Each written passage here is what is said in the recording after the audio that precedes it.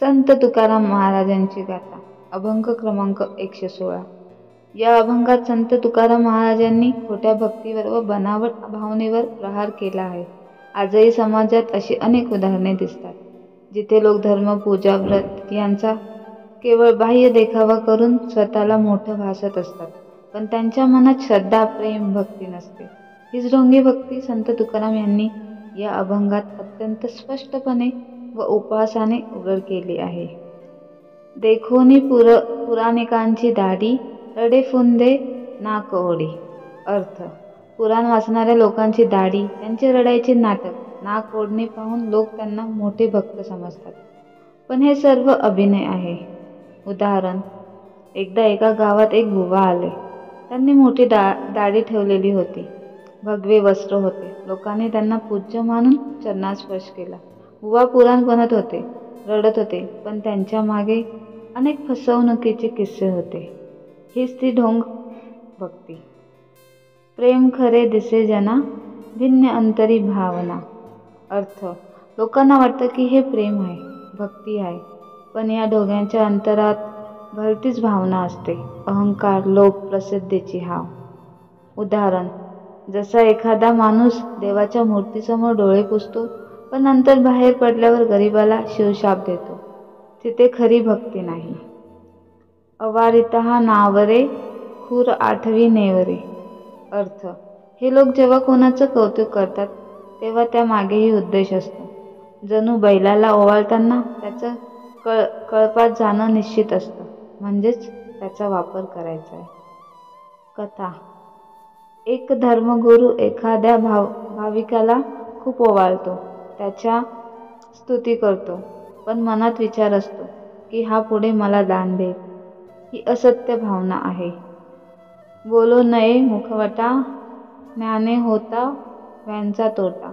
अर्थ: या ढोंगी भक्तांच्या तोंडातून प्रेमाचे बोल निघत नाहीत, आणि जर कोणी सच्चा भक्त बोलू लागला तर यांना वाटतं की आपली प्रतिष्ठा कमी होईल। उदाहरण: समाजात जेव्हा कोणी खरं बोलतं, भक्तीचा अनुभव सांगतो, तेव्हा ते खोटे लोक त्याला विरोध करतात, कारण त्यांच्या खोटेपणावर प्रकाश टाकतो। दोन्ही सिंगे चारी पाय, खुना दावी ज्ञाने होय। अर्थ: आपल्याकडे भक्तीचे सगळे लक्षण आहेत, म्हणजे जसं एखादा प्राणी सांगतो की मी शुद्ध बैल आहे, कारण माझे 2 शिंग व 4 पाय आहेत। कथा: एक साधू म्हणतो, मी रोज ध्यान करतो, उपवास करतो, मंदिरात राहतो, पण जर हे केवळ बाह्य आहे आणि मनभ्रष्ट आहे, तर त्याची काही किंमत नाही। मना आणिता बोकड, मेला त्याची चरफड। अर्थ: जर आपल्या मनात खोटेपणा, ढोंग, बनावट भावना जसं बोकड भरून ठेवलं, तर शेवटी मरण्याच्या वेळेस जसं बोकड मरण्यापूर्वी धडपडतो तसाच त्रास होतो। उदाहरण: एका व्यक्तीने आयुष्यभर लोकांना मूर्ख बनवून धर्माच्या नावाने पैसा कमवला, शेवटी तो आजारी पडला, एकटा राहिला, कारण मनात भक्ती नव्हती। त्याचे अंतिम दिवस फार त्रासदायक ठरले। होता भाव पोटी, मुखा आलेसे शेवटी। अर्थ: जर तुमच्या मनात खरं प्रेम, श्रद्धा आहे, तर ते नक्कीच चेहऱ्यावर, वागण्यात दिसून येईल, ते लपवता येत नाही। एक वृद्ध स्त्री दररोज शेजारच्या मंदिरात फुलं ठेवायची, कुणाला काही न सांगता। तिच्या चेहऱ्यावर शांतता होती, गावातल्या बुवांपेक्षा तिचा भक्तिभाव जास्त पवित्र होता। तुका ज्ञाने कुडे, कळी येते रोकडे। अर्थ: तुकाराम महाराज म्हणतात, जेथे भक्तीची खरी कळी उमलते, तिथे अनुभवही थेट असतो, दिखावा नसतो, तो रोखठोक असतो। उदाहरण: खरा भक्ती अनुभव संत महात्म्यांच्या जीवनात दिसतो, जसं संत ज्ञानेश्वरांनी विठोबाला हात जोडला आणि विठोबा त्यांच्याशी संवाद साधू लागला। हे अनुभव रोकडे, जिवंत, प्रत्यक्ष असतात, बनावट नसतात। सारांश: या अभंगातून तुकाराम महाराज सांगतात की घटक खरा भक्त, खोटा भक्त म्हणजेच ढोंगी भावना अंतःकरणातून येते। बाह्य प्रदर्शन भक्ती, प्रेम, समर्पण, प्रसिद्धी, लोभ, वर्तन नम्रता, सहकार्य, अहंकार, द्वेष परिणाम शांतता, समाधान, त्रास, एकटेपणा. आजच्या काळातील दृष्टिकोन. आजही अनेकदा आपण समाज माध्यमांवर, टीव्हीवर, सार्वजनिक प्रवचनांमध्ये अशी उदाहरणे पाहतो जिथे मोठी वक्तृत्व, रडारड, गळ्यात माळा, चेहऱ्यावर भाव पण मनात द्वेष, स्वार्थ आणि पैशाची लालसा. संत तुकाराम यांच्या अभंगांमधून हे सत्य स्पष्ट होते की देवाला अभिनय नको, भाव पाहिजे. शेवटी एक कथा.